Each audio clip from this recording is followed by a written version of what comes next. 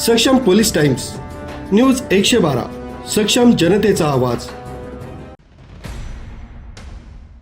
धुळे जिल्ह्यातील शिंदखेडा तालुक्यातील वाघाडी इथं रेल्वे मार्गासाठी भूसंपादन केलेल्या जमिनीचा ताबा घेण्यासाठी प्रशासन दुसऱ्यांदा गावात दाखल झालंय।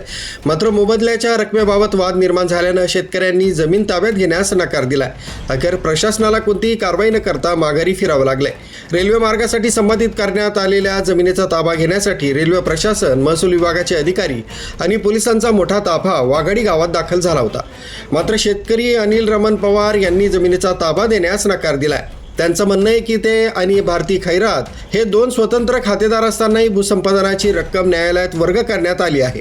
संबंधित मोबदला स्वतंत्र खातेदारांच्या नावाने आणि त्यांच्या खात्यात जमा करण्यात यावा अशी त्यांची मागणी आहे। अनिल पवार यांनी असा आरोपही केला आहे की शेजारील शेतातील विहिरीचा मोबदला दुसऱ्या व्यक्तीच्या नावावर वर्ग करण्यात आलाय। या त्रुटी दूर झाल्याशिवाय जमिनीचा ताबा देणार नसल्याची भूमिका त्यांनी व्यक्त केली।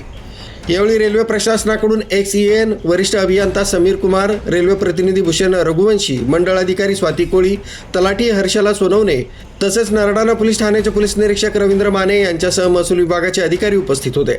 तसंच शेतकरी अनिल रमण पवार, ईश्वर पाटील, दिनेश दिलीप पवार, प्रमोद दिलीप पवार आणि ग्रामस्थही मोठ्या संख्येनं उपस्थित होते।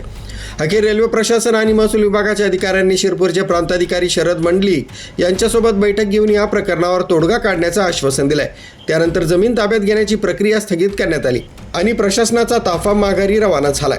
दरम्यान या बैठकीत काय निर्णय होतो आणि शेतकऱ्यांच्या मागण्यांवर काय तोडगा निघतो याकडेच आता सर्वांचंच लक्ष लागलंय। न्यूज ब्युरो, सक्षम पोलीस टाइम्स, न्यूज 112 धुळे।